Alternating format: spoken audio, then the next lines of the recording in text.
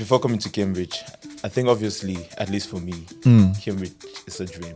Yeah. Like I want to come to this place, and you have all these expectations about a dreamy, formal, perfect life, intellectual discussion. It's also a beautiful city, and I think that's a lot of what was on my mind. Preparing yourself mentally before you get to Cambridge helps a lot. The value of Cambridge as a university, the education is great, but the social connections and the friendships that you create go beyond the 9 months that you're going to be here. What has surprised you since you got here? First couple of formals, I'll always get an Uber to go because in my head it's like I'm not going to wear a suit and get And in a bike or walk. And then I get there and everyone was getting to the formal on their bikes. I'm like, what? If you don't have to go and commute a lot to different places, just walking around is really I can go to work in 15 minutes by walk. I think I don't need a bike for that. What will you tell someone who is coming to Cambridge? Ladies, you need to learn how to do your hair.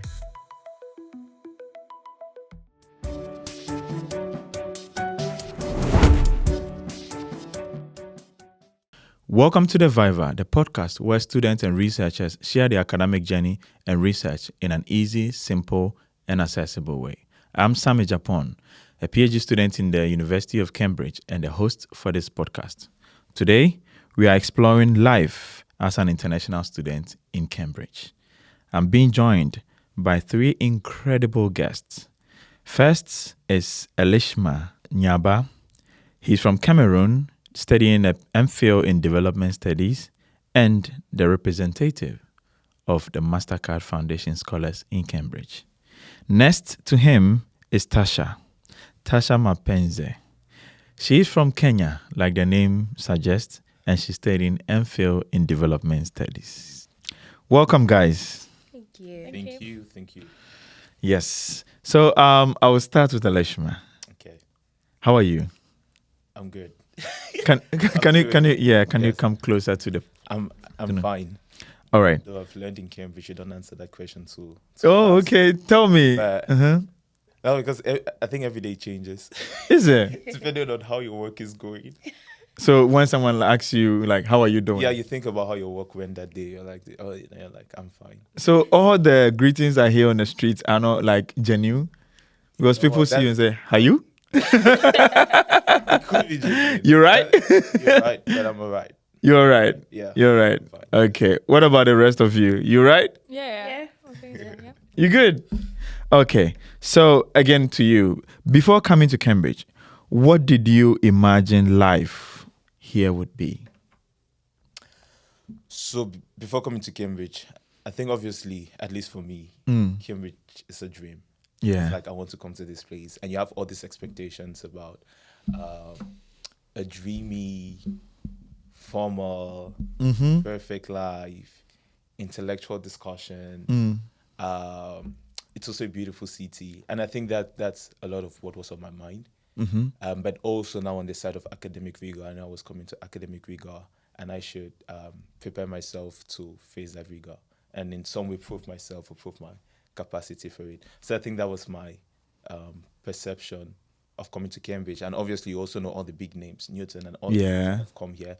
So it's also knowing there's this high bar that has been set for me. And so it was definitely an exciting, I would say, it was definitely very exciting thinking about coming to Cambridge. But yeah. You're here? I'm here. Okay. So I'll go to Tasha now. With all these fairy tale dreams and dreamy Cambridge, is it meeting your expectations? To a larger extent, I would say it does. Especially with the diversity and the kind of people I get to meet, not just intellectually, but also from a social level. And the conversations you have, more often than not, you leave there thinking about more beyond just the surface level of thinking, which I have found as a good addition to what I already know and how I already carry myself out here. Whoa, that is very intuitive. Adeline, has anything surprised you? Yeah, I think I agree with you guys. It's the fact that I was expecting something really British in general. And I think this is mostly the case for undergraduate Yeah. people, but like as postgrads, we're mostly international students. Yeah. Also. And I love the diversity, like you said, social diversity. Like we all come from all around the world, and that's really, really enriching. Yeah. Sure. Yeah, that's true. So we'll be unpacking all these things. You mentioned academic rigor, you mentioned diversity, you mentioned Dreamyland. You even said something like formal. Yeah. What is a formal? A formal is when you dress up. Okay, let me talk here. Formal is when you decide to play dress up and go and eat fancy 3-course, or depending on the day, 5-course dinners with people in your college. Yeah. Yeah. Is it only with people in your college? People outside your college, fellas, everyone, sometimes even guests. But it's just like a formal dinner. Yeah. So my first time in Cambridge, right, at Churchill College. Anyway, that's the best college in the university. Debatable. Churchill College. Debatable. So- Check out Queen's. And John. Okay. And just let me. I just came from John's Really? for lunch. Oh yeah. Okay. Food is good. We have John- the best food. Okay. Everyone is saying their college is the best. Okay, I came Well- out for George for food and the cafeteria. Yeah. guys have Easy really about good- Wilson. You're always there. See, the college war has already started. We've not even gotten to the social aspect, and the college war is here. For those who don't know about the collegial system in Cambridge, we have 31 colleges in Cambridge, and each of us are coming from a different college. How the college system works is that the university is the umbrella, institution, but then there are standalone colleges, which are 31 that makes up University of Cambridge. So she's from St. John's, he's from Queen's, she's from Wilson, and I'm from Churchill College, the best out of the 31. We don't want you to keep us out of your podcast. I don't argue with you. Okay. Since you guys have started the social aspect of things, let's hit more on that. What is the fun thing that students do aside the academics in Cambridge? What do you? So if someone is traveling to Cambridge, what should they expect, or coming to Cambridge? What are the like fun things that they can do while here? If I may, Yeah. I think for me it would be the walking culture, which is kind of embraced by the scenic nature of Cambridge. I am about the views and the nature, and Okay. so I don't think I've walked as much as in my life as I have here at Cambridge. Yeah. So the walking culture is good, and the well, I'm still not cycling at all, but a lot of people here cycle, and I feel like the walking and the cycling just gives you an avenue to think, to embrace the moment, and just take a breather, you know? Where's your favorite spot in Cambridge while you walk around? I would say the Grantchester Meadows. Ooh, you've been there. Yeah, a lot. Nice. What about you, Elishammah? What's the social things? So yeah. socials in Cambridge, I can talk about like socials in the within the university and outside of the university. Though the city and the university are almost like the same. Yeah. Okay. But talking within the university, a lot of societies. Societies you never imagined should exist. I remember during the Freshers' Fair, and just for context, the Freshers' Fair is before the start of the term, you have this fair where different societies in the university come and like present what they do to like recruit students to sign up. Yeah. And so I saw all kind of societies. I think the most intriguing one was a trampoline society. And my mind is like, what You do didn't see the do? Taylor Swift Society? There was a Taylor Swift. Yes, there's a Oh. Taylor Swift Society. So socials in Cambridge, I think you'd find people who are interested in anything you are interested in, but also people who would be open to helping you try new things. Yeah. New things you want to try and things like that. So personally for me, socials in Cambridge, I try to stay active. And so I joined a triathlon society, which did to like running, swimming, Okay. events. I'm not going through a midlife crisis. They say you sign up for stuff like that where you're going Exactly. through a midlife crisis. But it was nice to join. Sometimes I have, I don't often train with the team, but I know like some people in the team who sometimes we could train like at the pool. Then also running. It's very easy to like, we started something, it's not really a running club, but it's a running club, something like that. Yeah. But it was a nice way to like meet up with friends, and we go out on Saturdays to run. But yeah, there are a lot of societies in Cambridge. You can be part of that. The African Society, Yeah. which a lot of us here are part of, organize a lot of social events. You meet other scholars and party kind of things. And then outside Cambridge, I would say there's also much to do.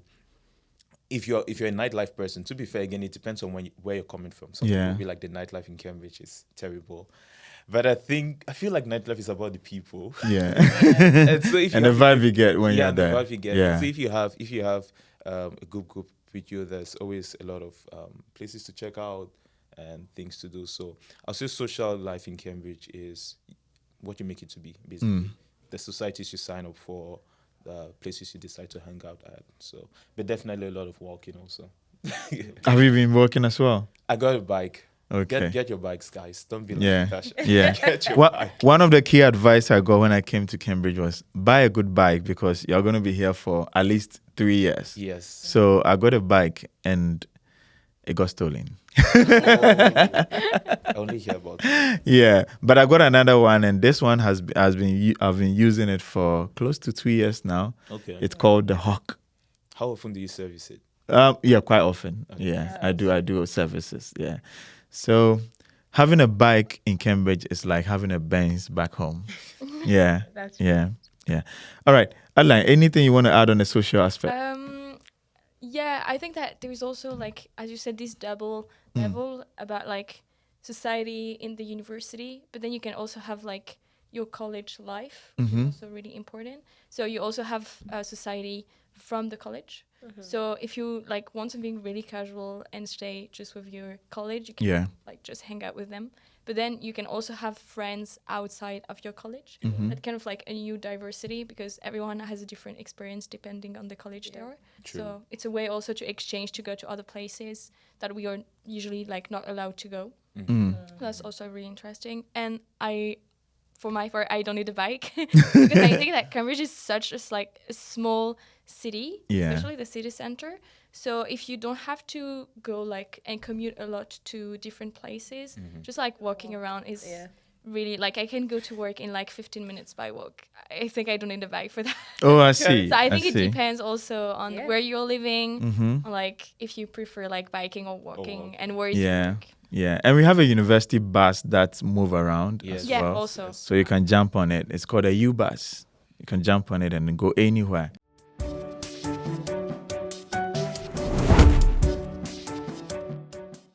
Let's talk about academic. Let's do a little bit of a switch. Okay. Adeline, I'll come back to you again. Why reproductive health? First, I was doing biology during my undergrad and my previous master's degree.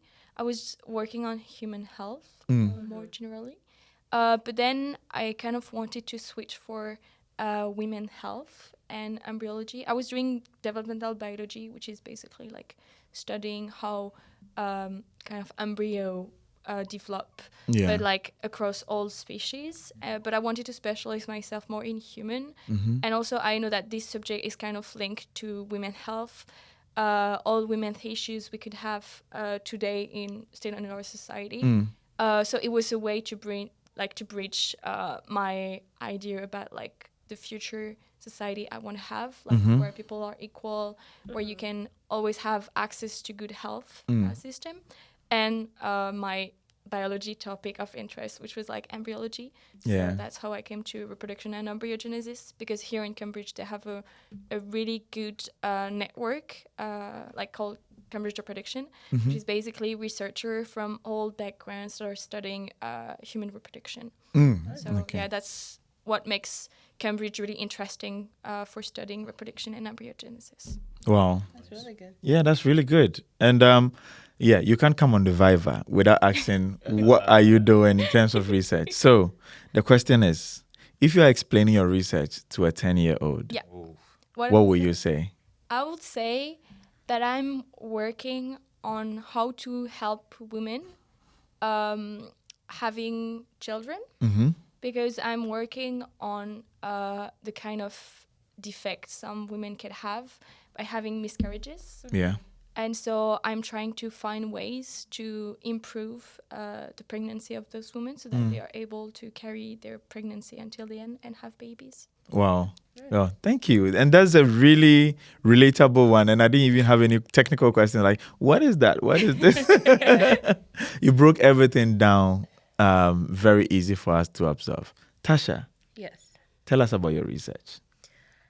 In the easiest way possible, I'm researching on the economic benefits of carbon credits, which are basically a reward for sustaining your environment. So people are buying carbon credits from countries that they have their environment being stable. And so how these economic benefits could reach to the communities specifically, and not just the government.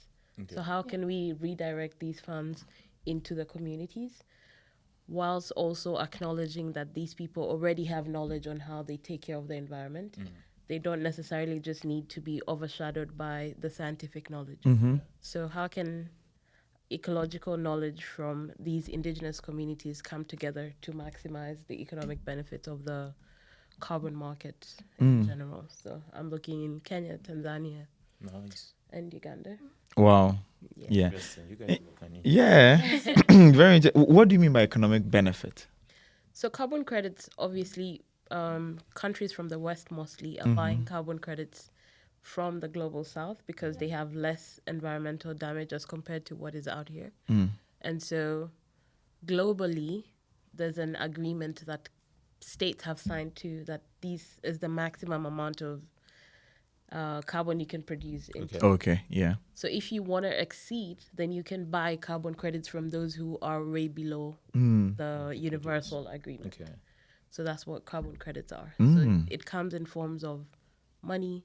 It comes in forms of like contracts and development contracts. Basically. Oh, okay. So yeah, those are the economic benefits. So most underdeveloped countries who are not meeting their carbon threshold are selling it. Are selling yeah. Okay, that's good to know. Yeah. And one last one. No problem.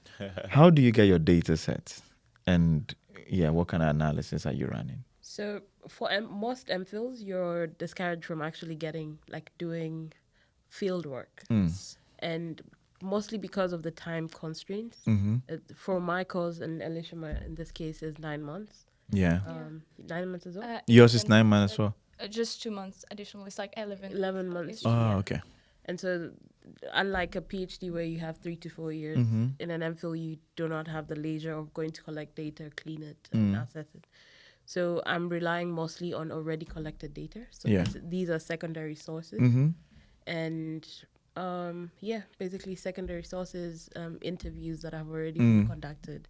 And based on that, come to a conclusion on how best this can be done. Yeah. Wow. Thank you. No Elishammah. Yes. Tell us about your research. Okay, to a 10-year-old. Exactly. So what I'm working on, I'm looking at how, and I'm focusing on Kenya study. I'm looking at how Kenya can rethink. I'm not from Kenya, but I love Kenya. How Kenya can rethink remittances as development finance. And just to break that down, remittances, when people travel out of the country, they send money back home. That's what's called remittances. And now there's been a lot of literature exploring how that could be channeled into development projects, because for most countries, for example, Kenya, these remittances are more than development aid and other foreign investment flows.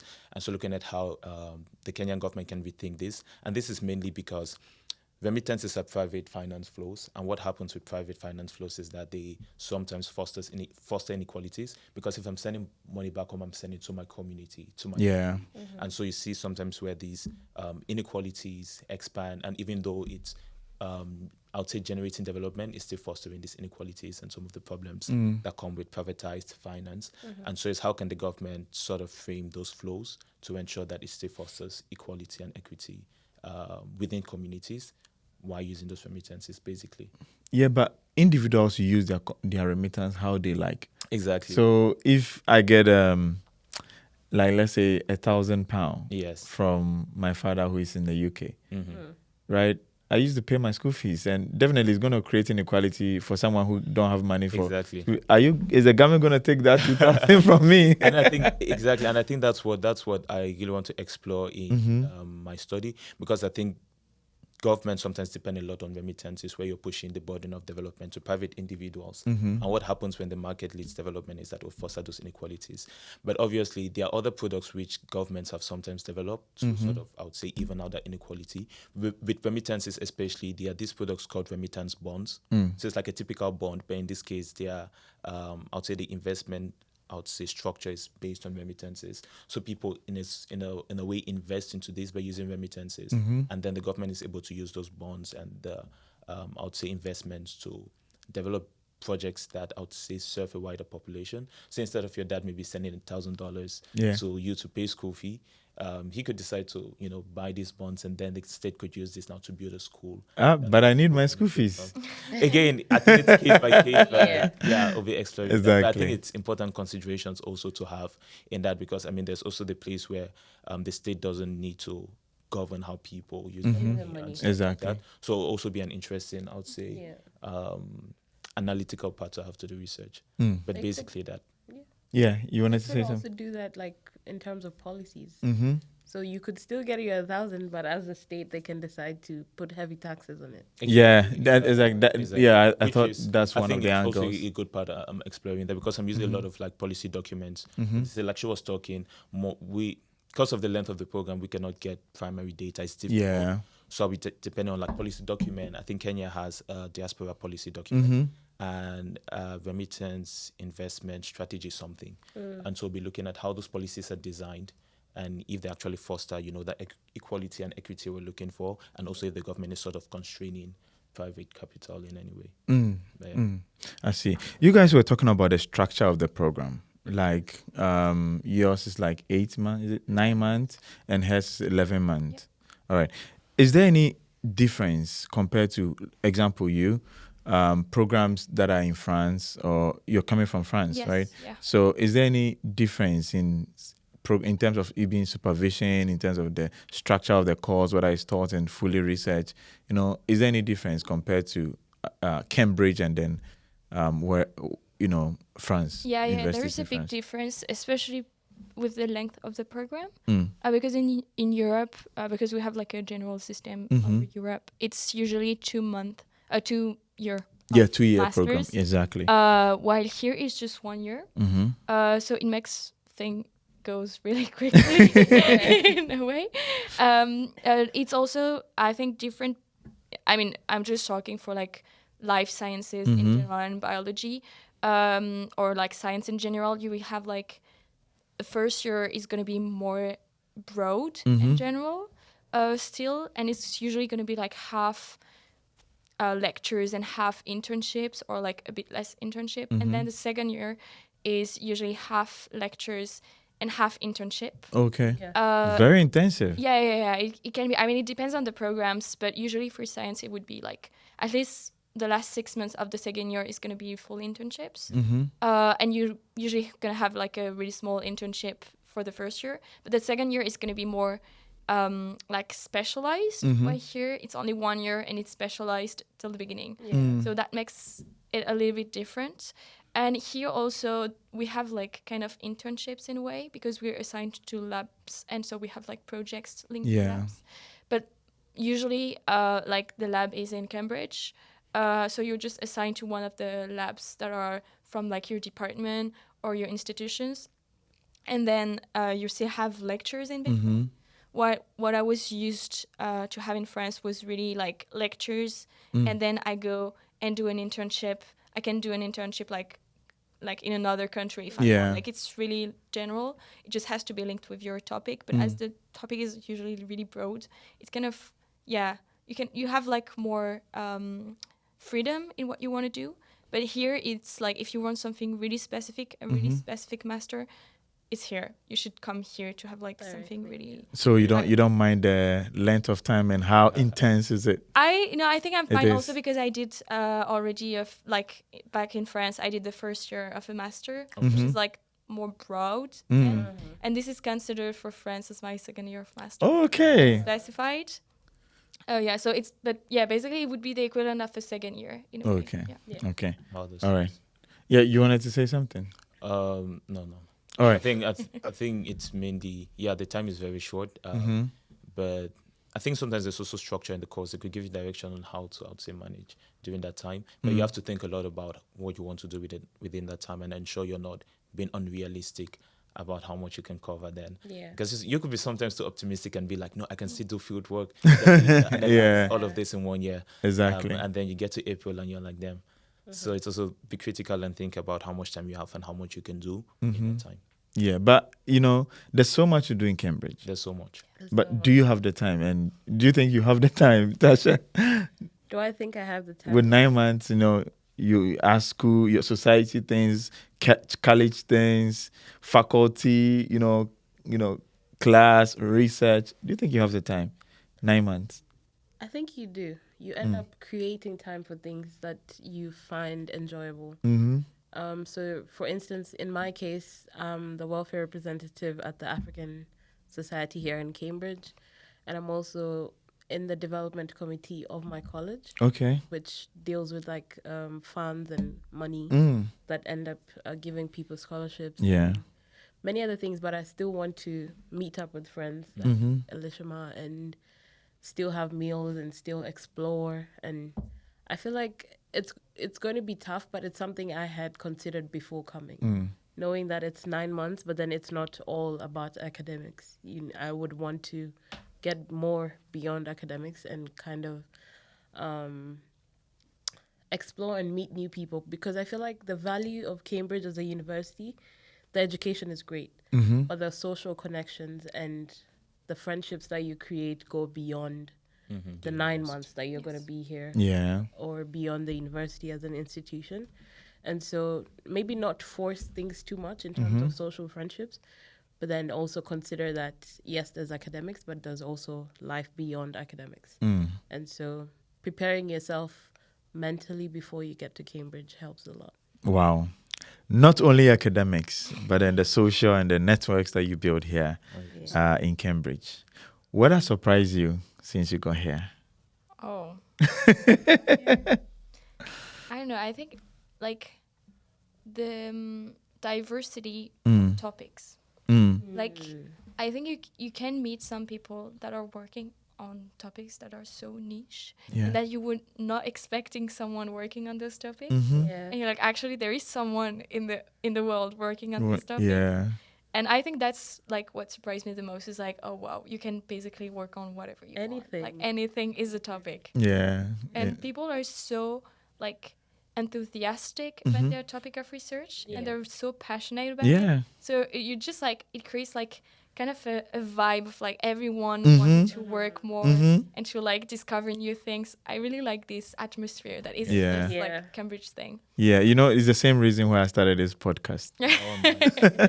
Because I listen to a lot of people's research and like, people are doing so much like interesting thing, amazing thing. People are like, well, quote unquote, changing the world somewhat through this research that they are doing. And another interesting thing since I started the podcast is that people say, oh, I can't talk about my research. I feel shy. You bring them to the studio and you see they love their research. Like they keep going. That's like, I sometimes signal them, please, time. I was thinking about it when I was speaking. I was like,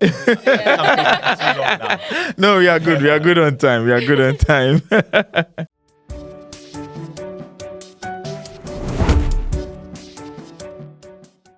As an international student, you face a lot of challenges. It's not all rosy like we are going. What are some of the challenges that you face while here in Cambridge? So challenges you face. And even how have you overcome some of these challenges that you faced? Okay. I think for me, the first challenge as an international student, and I think most international students will relate to it, is how do you navigate this new space?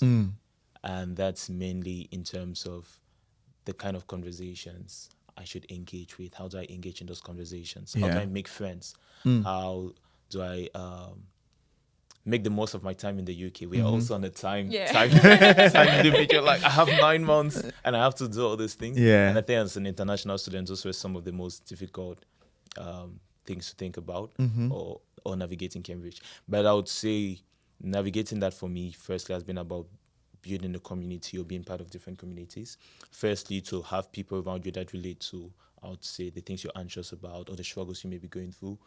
It's really nice in that way. For me, I can talk about like the African society. I can talk about the friends I've been able to make. Yeah. Also international students who is like, oh, I'm thinking about these internships. They are not going the way I thought they would. And then there are people who can help you. And then it's also coming to a new place. You meet people who have been there before. And it's like, how do I navigate this space? Where should I go to forward? And sometimes it's even small things like go to this shop if you want to get this, go to this restaurant if you want to taste home food. Yeah. And so it's navigating the space, but also ensuring you're doing the right things at the right time. That will bring you the most value at the very end. So yes, community of people who have been here before who can help you navigate that journey, but people who are also with you in the same place, but you're sort of moving together.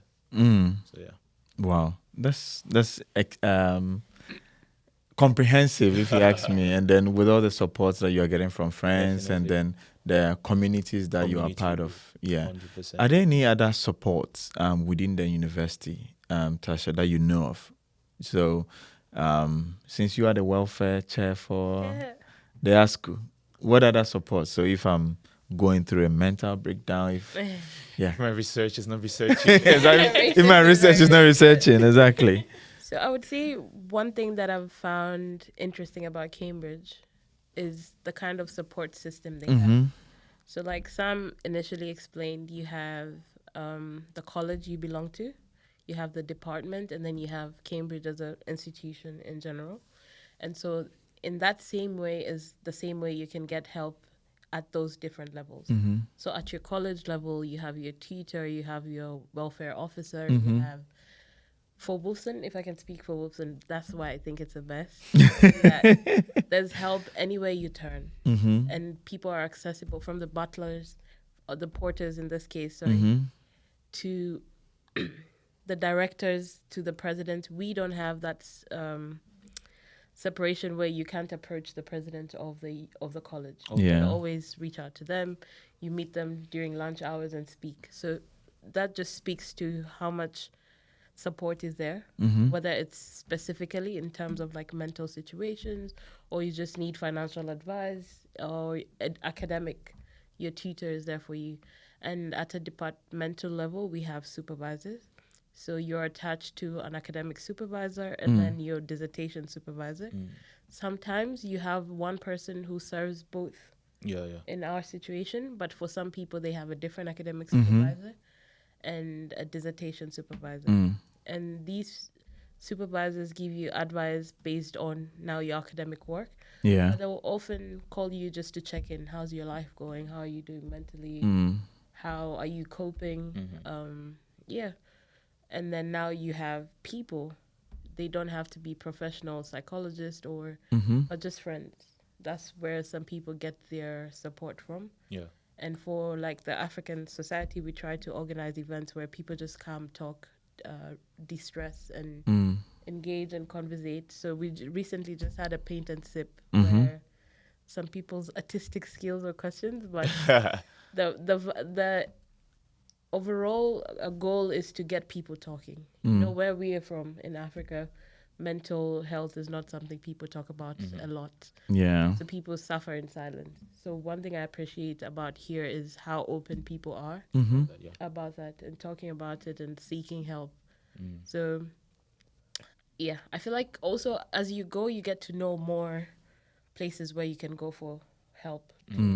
Because I came to realize there's a specific body in Cambridge that deals with people that are coming from like care homes or they're care leavers in general, like from foster care. So that's help specific for a group of people. There's help for mothers. There's help for... So it's just about going to the Cambridge website, finding out what kind of help is available to you, like what do you need. There's literally different types of help, and I encourage that most people reach out to them. But just to answer the question you had asked previously about an international student is, which camera should I look at? The ladies, you need to learn how to do your hair. That's one thing that I feel like as an international student, well, an African student specifically, is a skill. I think it applies to everyone as well. So you need to learn how to do your hair. That's one thing I wish I did Well, I eventually learned it, but I was. You do your hair now. I did it. It looks beautiful, pretty. So maybe you don't learn how to do your hair. So you come and learn how to do it. Exactly. That would be a new skill you add on. Yeah. Just add into something she said. I think also sometimes there's like this information overload because there's definitely something for anything. Yeah. And so it may be difficult sometimes knowing where to look to look for this help. But I would say get in touch with your tutor at your college. Usually it's like if I don't know where to look for something, there's a person I'll talk to and they'll be like, oh, you should look for this here. Yeah. Because you can know like these things exist, we don't know who to approach for it. But your tutor sort of I would say has a broader view of the university as a whole and can direct you. So be in touch with your tutor and they can be of much help. Yeah, that's interesting. And I also wanted to add a few things, right? Mental health is a very big issue, particularly among students. And the university offers a lot of help. At the university level, you can call in for a counselor. If you are a student who is suffering with disability and then, exam is not going well, ADHD, all these aspects, you can actually get help from the university. At the college level, you can get help. Like they mentioned, there are well-being officers all over in the colleges and also the societies. And please, anything that is bothering you, just ask questions and you have answers. This university, I don't know, is structured to not allow students to fail. So there's always support and help anywhere. So you just have to ask. Yeah. All right. Let's come back to the conversation. And I'm coming to you, Adeline. In your submission, you mentioned that you do internship, you go to the lab, you go to the classroom. Definitely there's a social aspect of things. So my question is, how do you manage the stress of the balance of studies and life? And are there any habits, routines, and strategies that is helping you?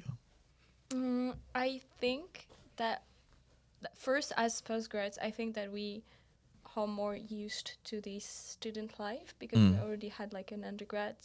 So I think that also we're more mature in like how we deal with like stress in general. Yeah. And I don't know, I actually don't really know how I manage to do everything. You just do. But it's just like work. It's like there is no organization. You're trying and you'll see if it's gonna work. Yeah. But I mean, of course, I'm prioritizing my course, my master's degree, because this is why I'm here. But it's also really important, as you said, to have like a work-life balance. Yeah. And so I still put a lot of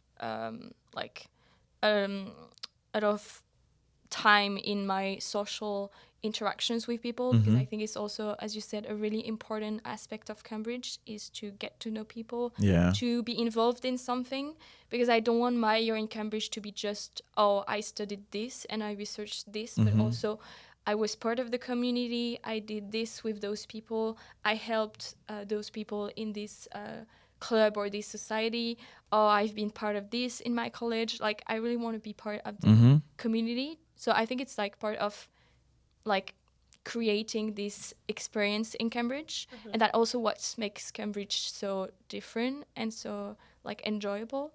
So I would say that I just like sometimes just chill a bit and be like, okay, let's try to do everything in just like a week. There is like a limited number of hours and days in a week, but in the end it tends to be fine for everyone. Like it's completely okay. Yeah. And if you need help like regarding stress, there is always someone you can ask for. So yeah, that's are there any strategies that you guys would also want to share? Strategies for dealing with work life in Cambridge. Be intentional about doing the things you love. And I say intentional because Cambridge can just suck you up sometimes. That the things that help you refresh and recharge, you discover you're going for long periods without doing them. And that's why maybe you feel drained.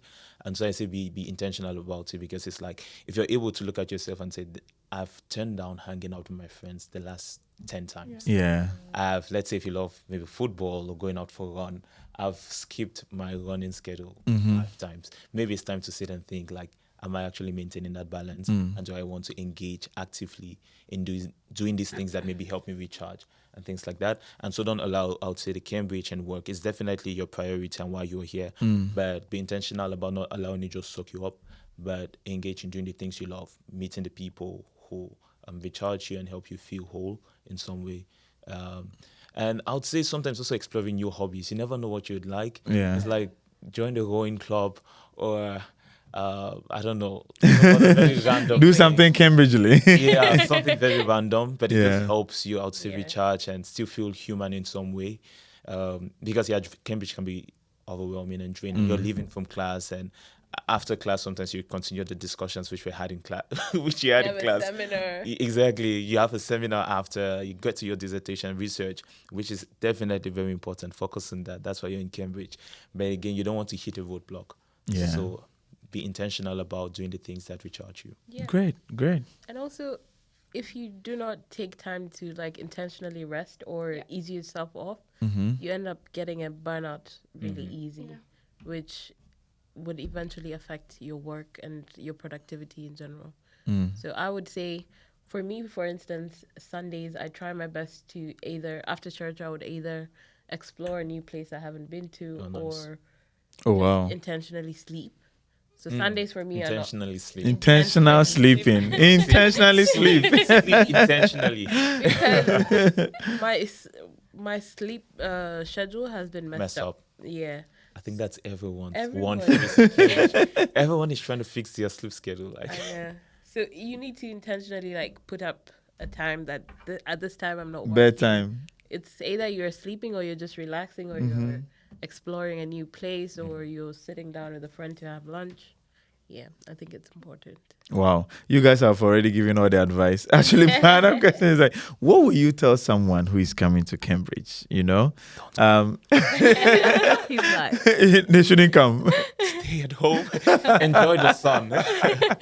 With all this you are telling them, with all the formals, with all the panting and all that rowing, they shouldn't come. Please come. Do come.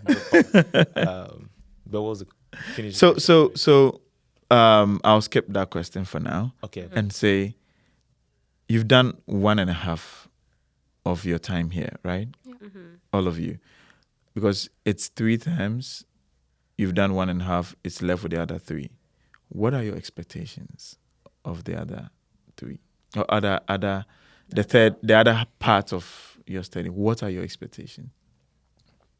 For me, going forward, I want to be, again, still using the word intentional, but intentional about, I'd say, doing the things I wanted to do when I was coming here. To be fair, time goes very fast. Right. That in the 1.5 term that I've been here, there are many things that I had planned to do that I've not. Yeah. And so I would say going forward, I want to be intentional about engaging in those things. I also want to definitely expand, I would say, the scope of my interest. That's both academic, but also outside academics. Yeah. Because there's a lot to learn from in Cambridge. It's true you don't want to be everywhere and attending every conference, but I would say last terms, or for the last couple of terms, I wasn't able to interact with a lot of, let's say, courses or seminars outside of my course. Department, exactly. But Cambridge makes that very accessible to you. There are talks that happen in Cambridge, even outside of the university, just because Cambridge is like that hub. Let's say if you're someone who is interested in entrepreneurship, Cambridge is considered like the hub for entrepreneurship in the UK. Yeah. And so it's like there are talks that happen outside of the university where you can learn a lot and meet people. And so for me, it's like, I want to be intentional about engaging in those kind of things. We have a founder coming to Cambridge, I think next week. He's the founder of one of the biggest startups in Africa. And it's like, back home, I now not meet this guy. Yeah. And so I think it's also intentional, like, okay, I have to attend a talk like this and see how I can talk with this guy and learn from him. And then I would say, just definitely expanding my scope in general. That's extensive, yeah. All right. Tasha? I think the rest of the half is going to be, like Elishammah said, it's not going to be as smooth as the first half, I would say, because as an international student, you're thinking about the transition aspect. What is next and how do I go from here? But then again, during this half is also when you have your dissertation, and that's when things are also getting Yeah. and there's a lot coming up in the next half, but I feel like I knew this was going to come. Like we all knew this was going to come, and so you prepare yourself mentally. You don't have to do it alone. I think the most important lesson that I've learned so far is, with all the challenges or with all the good aspects of Cambridge, you don't have to do it alone. Like, you can find friends, you can go do it with people in your college or something like that. But yeah, the next half is about your dissertation, more research, attending more conferences, like Elishammah said, and trying to figure out if you want to go the PhD route or if you want to go back home or if you want to find internship here and work here. So I feel like also using like right now downstairs there's a career fair happening to kind of help you to restructure your life and trace what your next steps you want them to be like. But also being open-minded, because sometimes you had a plan that this is what I want to do, but it might not go that way, but there are many other options that you could explore. So. Yeah, plan your transition, guys. Yes, Adeline. It's like I think the next period would be still exploring some new stuff about Cambridge I haven't done yet, to be sure that it's like in a year I've done everything I wished I would. Definitely. do. Yeah. But it's also putting limits in what I'm able to do. Like, it's just that sometimes, as you said, you need to rest. You need to just accept that now you also have like a dissertation to write. You have like an essay or something. Yeah. And so it's like, the first term was more about exploring Cambridge, being like, oh, I'm a new student here. Going to the formal. Exactly, let's go and do crazy stuff. But now it's more like, oh, I'm used to this city now, and I just want to enjoy my time here, finish my work, get my degree, and plan the next part. And so I think it's about also putting limits on like, oh, there is these like tons of conference. Let's just choose two where I would go, like, too important for me. And get the most value. Yeah, exactly. And stop like going also Trying all to do around everything. to do everything like badly. Like, Yeah, yeah. It's more about focus as well. focusing on something. Yeah. Exactly. All right. So, I didn't ask you your journey to Cambridge, right? But then I would want you to advise somebody who is applying or even gotten admission to come to Cambridge. What advice will you give prospecting students? Elishammah. Okay. The advice I'll give you, you're planning to come to Cambridge. Firstly, prepare yourself mentally. And that's not prepare yourself mentally in the sense of, oh, I will be overwhelmed. But preparing yourself mentally that your output could look different at different points in time. And that should not make you question you being here in Cambridge. If you are accepted to Cambridge and you are here, you deserve to be here. And so, prepare yourself mentally for that. You would be challenged because you'd meet conversations you don't know how to engage with. You'll be asked questions you don't know how to answer, but you should be comfortable about being uncomfortable. Very cliche, but that's basically it, because that's how you grow. But outside of that, preparing to come to Cambridge, get comfort food. The food that reminds you of home. Bring it over. So much. No, you're not going to see the sun for a good amount of time, and so prepare yourself for that. I would say also, within this period, build your friendships back home in such a way that when you get here, they understand when you're not able to reply to a message immediately or pick up a call immediately, but spend as much time as you can right now with your family and your friends while you're preparing the transition. Because, you definitely want to build a community that holds you here, but most of the times your community back home, family, friends back home, are also the people that help you, stay grounded. So, use this time to, hang out with your family, go catch up with a friend. And eat the food you like. And eat the food you like, and see if you can package some of it. Great. All right, we come to Tasha. What advice would you give to prospecting or incoming students? Are we talking about students that are already accepted or? Yeah, already accepted. Yeah. So for those who are about to apply, maybe because you would have to tell them your journey here, and we've not done that in this podcast, so probably another session we'll do that. But these are students who are on their way to Cambridge, because the admissions are out. I think scholarship will be out soon. So students who are coming to Cambridge, what will you tell them? I would say, like Elishammah say, you need to prepare yourself mentally, but also one thing I would like to mention is that students who do not get their funding offers early should not give up yet. Because I got my offer in June. Wow. I got my funding offers in June, and some people got it. I got mine April. MasterCard got Early them in April. Yeah. some March, April. So during that period of waiting, just don't give up yet, and maybe just. And once you do get it, you might have time to do it like Elishammah did, but you might not have as much time to do it like I did, and you have to rush. So that itself requires you to be mentally strong Prepared, to be able to do that in a rush. But also preparing to come here, I would say learn certain skills. Like I said, either learn how to do your hair, do your nails, or you'll end up like me. You never have. Also, I would say engage with readings and like just knowledge in general. It could be knowledge academically, but just knowledge about the UK or Cambridge.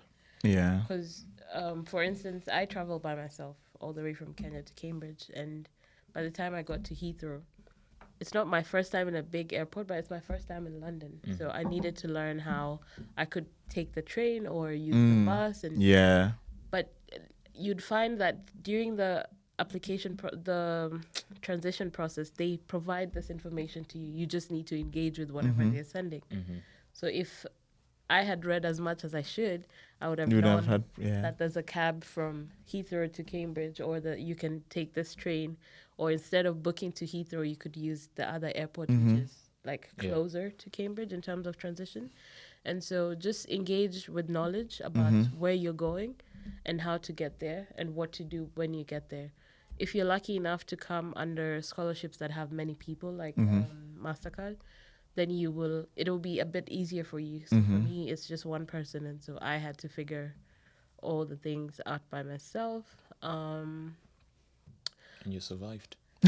And you're here. Exactly. In terms of preparation, I would say, engage with your knowledge, and also academically, because the first question people are going to ask you as soon as you get to Cambridge is, what are you researching? Exactly. And that's what the ViVa is about.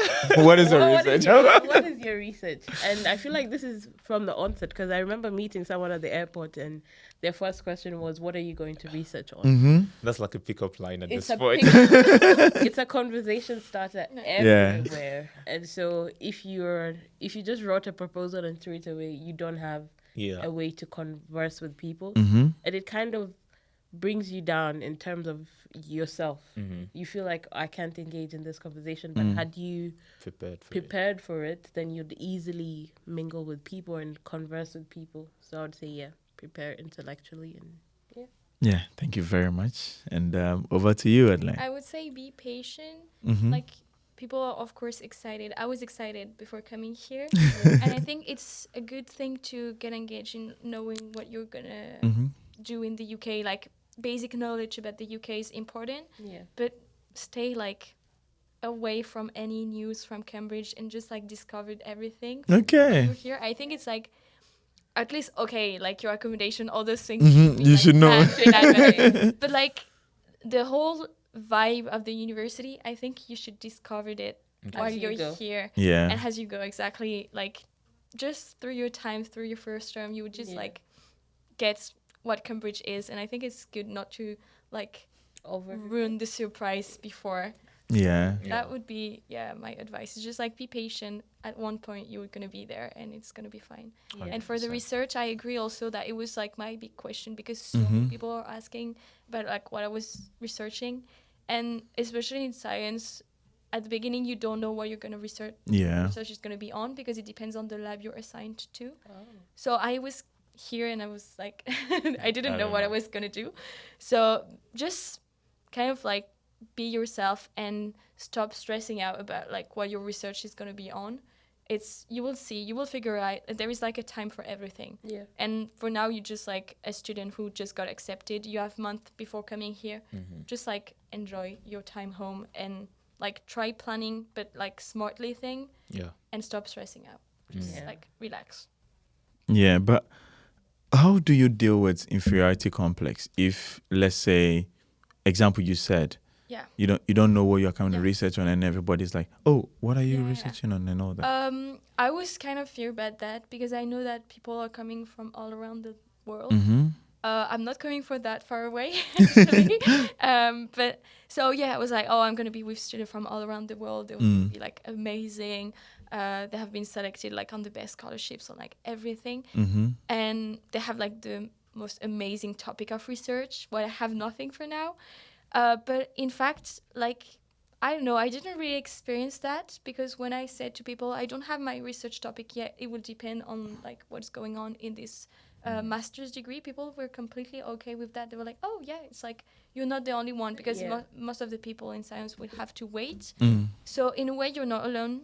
And you will also like, I was always amazed by some people being like, oh wow, like what they did is crazy. Like, I love what they were working on. But then you also have the reverse thing why people are like, oh, but that's really interesting what you're going to work on. And then you start being like, oh, actually, I think I have like, I deserve to be here like everyone here. And it's like just the way that you don't look at yourself. You're always looking at how people should like look better than you. And then you just hear people talking to you. And that's also a thing that I like in Cambridge is that people really complement each other and are really passionate about each other's projects. And so they give you advice, they give you their opinion on things. And I think that's, you should really take this for yourself on your project and on your life in general in Cambridge. To consider that, yes, you have been accepted for a reason. So you have the capacity. You have the capacity and you deserve to be here. Yeah, but that feeling of inadequacy when you come here, like, oh, Newton walked the street. Yeah. Exactly. Yeah. But and it's all like, that. I think that everyone is thinking that. Like some people, I was like, oh, they're just amazing. Of course, they deserve to be here. But then you talk to them and they don't feel the same way. They feel like you deserve to be here and they're like feeling like a bit imposter there. Yeah. So I think it's just like a question of point of view. I see. All right. Thank you very much, guys. I'll add a few advice. So I need to look into this camera. All right. One is that be prepared to be challenged. You know, Cambridge will challenge you. And I think you also need to give yourself away in the academia of it. Like, prepare yourself, go in there, challenge yourself, and then learn new things, like has been said over and over again. The other thing is that on the imposter syndrome, yes, you feel inadequate when you are here. But like Adeline said, you are chosen, you are selected, you are worthy to be here. So as you come, prepare yourself and don't be caught up in the inadequacy of you being in Cambridge. So is there anything that I have not asked that you want to talk about? I don't think so. I think we covered covered most things. All right. Oh, actually, we've talked about the people that got accepted. There are those that have applied but didn't get into Cambridge. Yeah. So like that's an important group to talk about. It doesn't reflect on your ability as a person, but it also gives you a chance to apply again next year. Definitely. Because I've interacted with people who have applied twice, and the third time they got it. And this time they had so many offers in terms of scholarships, they didn't know which one to choose. And the first time they applied, they didn't have any. So just keep applying. Be strategic about your application. Don't be like me. I did everything on my own, but I came to learn how people engage. Their support. Yeah. People reached out on LinkedIn to other people within the cause they want to apply to, and they helped them with the application process. And it could be easier on yourself. Don't be like Tasha and do everything. That's a good advice. And to add to this context, I applied to Cambridge 3 times. Wow. Yeah. For your PhD? For my PhD. So, and we will have a conversation around that as well. Maybe with the same group or maybe with another group. But like the journey to Cambridge, this conversation was about you being in Cambridge and your experiences. But like the journey to Cambridge, we'll talk about it. And a lot of people have interesting journey. Yeah. Including myself. All right, let's go to the final bit, which is the fun bit.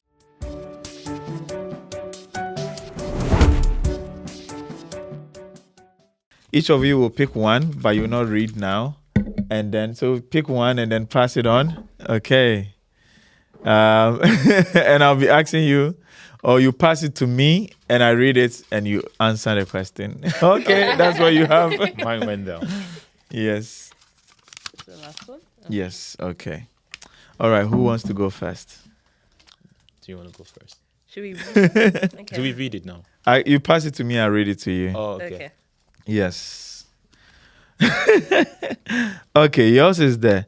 What's the most British thing you have experienced so far? The drinking culture. The drinking culture. Where have you been, Tasha? Where have you been? Where have you been going? This The walking, drinking you're culture. walking. No, listen. The drinking culture in the aspect. I personally do not drink, Yeah. but how much alcohol has been passed around me? Foremost. The formals Yeah. during the formals, especially Wilson and alcohol is like 1 and 2, Yeah. and people drink here from Monday to Sunday, Wow.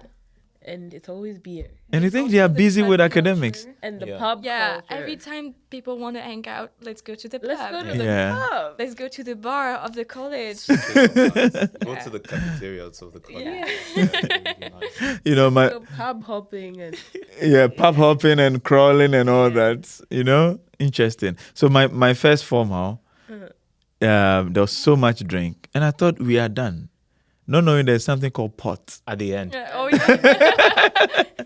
So I don't know if you guys will explain what pot is. What is pot? I still don't know what. Like So the really like sweet alcohol in there, like Exactly. corn and cherry. It's like the two Yes. options. Yeah. so this is an alcohol that's quote unquote is brewed like in Cambridge and for Cambridge, right? And also Okay, Oxford exclusive. as well. Exclusive. Yes, alcohol, and it's in a fancy but- jar. It's not and even it's in a served bottle. by the, I think, fellows. or Yes, something like but after that, you pass it on. Yeah. So when it gets to your turn and then you pour yours and you don't pass it on, a fellow could hold you accountable. It's like, Yeah. pass the pot, pass the pot. Did that happen to you? and you have to pass Yes. it in a specific direction. Exactly. You have to can't pass. So it's a it. tradition. You have to pass it in a certain direction, you know? Yeah, that's one thing I was going to say about formals. They seem so rehearsed. Mm-hmm. So that when you're doing your first formal, it's like showing up for, let's say, a presentation you did not prepare for. Because it's Yeah. like people who have been there before know what to do. They Mm-hmm. Yeah. know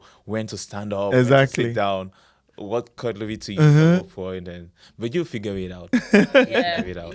Yeah, that's what we call the hidden curriculum. Nobody teaches you. Yeah, like she Yeah. said, But like- learn as you go. You Yeah. learn as you go. Yeah, Exactly. Your first formal is like What is happening? You have the feeling you're like in a play, but that you don't. Harry know Potter you- movie. Potter. Yeah. You're in Harry Potter, but you didn't You watch don't the know movie, and you're like, oh, I just don't remember how it was in the movie. You're just what looking should at I people do? around you. You're like, what's this person doing? Okay. People around you are also completely lost because it must be their first. Exactly. So you're like, okay, we're all in this together. So So you just peep and see what your neighbor It's like, is doing. who wears a gown to go and eat? Yeah. Like, But I feel like it's part of the culture, you Yeah. know? Yeah. It's part of the And- pride that people have. exactly. now it's just like sometimes I'm in the street and I saw people with a gown and I don't even realize anymore. I've like done before I that. was surprised and now I'm like, yeah. Yeah, that's a formal. Oh, just walk around in a gown and you're like, And someone cycling in the evening, like late at night. in a with suit. in a suit and a gown. I do that a lot. I wear my suit, I wear my gown, and I'm on my bicycle. My first couple of formals, I'll always get an Uber to go because in my head it's like I'm not going to wear a suit and get And in a the- bike or wall. And then I get there and everyone was getting to the formal on their bikes. I'm like, what? I like forget about it. Now you get on your suit, you put your gown on, you get on that bicycle. You're Yeah, the going. Harry You go. Potter vibe is really someone cycling In with a the gown. gown like The wheel waving. flow. Yeah. on the back, and you're like, wow, Harry Potter, really. Yeah, that's a Cambridge life. Yeah. You guys have really talked about it. We unpacked every aspect of it. Yeah. Who goes next? Okay. Yes. That question looks long. That it is long. So there's a phrase in Cambridge, right?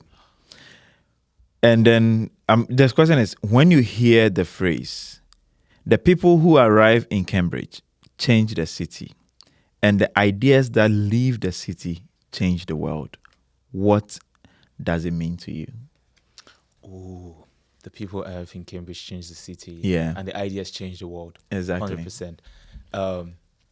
Cambridge is such a small city, and like you guys mentioned already, it's very diverse. The university and the city are like one, so it's built around the university, and so it's a lot of internationals coming to the university, and it's not just it's an international city. Like some of the brightest people, like some of the brightest people from Kenya, some of the brightest people from France coming here, and I think you're coming here because it's like it provides the resources for you to be able to, engage in the research you want to do or come up with the innovations you want to do. But much of this goes beyond Cambridge. It's like once you're able to do that work, it's able to impact the lives of people, let's say back in Kenya or back in France. And I think that's what it means. So it's like, okay, provide the resources and the ecosystem for you to do beyond yourself than what you typically could have.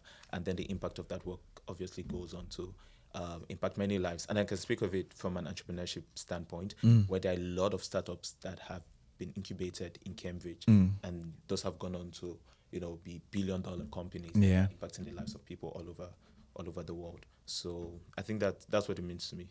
Yeah. Hopefully we get to well unpacked. I saw that phrase as well. It's all over Cambridge, and it's something else also inspires you. Like, I'm in a hub where innovations and discoveries are made, and it changes the world. Come on, Newton. We can always go back to it. Exactly. Yes, your question, please. Yep. All right, perfect. What could this be? Oh, it's really short. What is your favorite British food? Do you have it? That's really hard. Tread carefully now. Yeah. The Brits are watching. Don't get cancelled. That's so hard because they're not like, there's not like a lot of good food. It's not the country you go for food. Yeah. So I think I would say that this is so controversial, but I would say mince pie. Okay. I'm really a big fan of like those dry fruits. Yeah. And it's for me, it's like also the thing I would have answered if I had like, what is the most British thing you've experienced? Mince pie. I was like, what is this thing? I've never heard about this. Yeah. And it's for me just associated with like the Christmas British culture. Okay. Yeah. And Cambridge during Christmas is like amazing. It's really an amazing place to be. It's beautiful to be there around Christmas. So many like experiences, events you can attend, and all of those events there is always mince pie. Yeah. So I associate mince pie with like Cambridge and the Christmas vibe. Yeah. So now wherever I have mince pie, I'm like, Christmas. It reminds me Christmas in Cambridge. Wow. Yeah, I also enjoy the mince pie. Yeah. But only in Christmas. Yeah, and only not any other occasion. Yeah, by I'm not Christmas. gonna eat that in France. Like, no, it should be in the UK. Have you tried croissants here? Oh no, like. Guys, I'm not. No, she's not gonna like the croissant here. Please, that is specific to France. Local businesses, Yeah. One thing I've also observed is that Cambridge has a name for everything, right?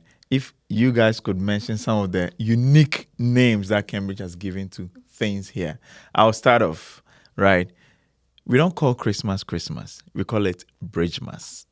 Oh, yeah. Yes. Yeah. That's true. Yep. What can I think about? Do you know how they call it Potter's Lodge? Plodge. Plodge. Oh, yeah, that's true. Plodge. That's true. Yeah. That's true. Plodge. Yeah. Sure. There's another one. Should I keep going? Keep going. You mastered the curriculum. Yeah. So they don't call it undergraduate degree. They call it, is it tripos? Tripos. Yeah, tripos. Oh. Yeah, tripos. Yes. Okay. Yeah. Everything is Then I unique think here. even the names for the terms. The names for the yeah. term, yeah. Yeah. Michaelmas, yeah, go. Lent and Easter. Exactly. So And they're weird. so specific to Cambridge. Mhm. And Oxford, in is Oxford it's different. Oh, it's different in Oxford as well. Okay. Yeah. it's So it's different. Michaelmas, Lent Lent, and Easter. Easter. and Easter. Yeah. Yeah. While I think in Oxford it's like, I saw Hillary. Is it Hillary? yeah, it's like Michaelmas, Hillary, Trinity. Hillary. Ah. I was like, what? Okay, guys. Thank you very much for coming. Thank you. And also for sharing your experiences in Cambridge. I think it's gonna go, well, and then it's gonna go far in, advising people, or people getting a lot of advice from what you've shared, and at least getting a picture of how their experiences in Cambridge is going to be like, what they should bring, what they should learn, what they should expect as well. So thank you very much and for coming for this podcast. Thank you. Thank you. us. Thank you, Sam. This was good. Yes. And for you who are listening and watching, thank you very much for staying with us at this point. A special thanks goes to the editor of this podcast, who is Isaac Apia, the music by Pixabay, and then the studio by Cambridge West Hub. It has been a pleasure. Please share, like, and comment. See you next time. Bye-bye.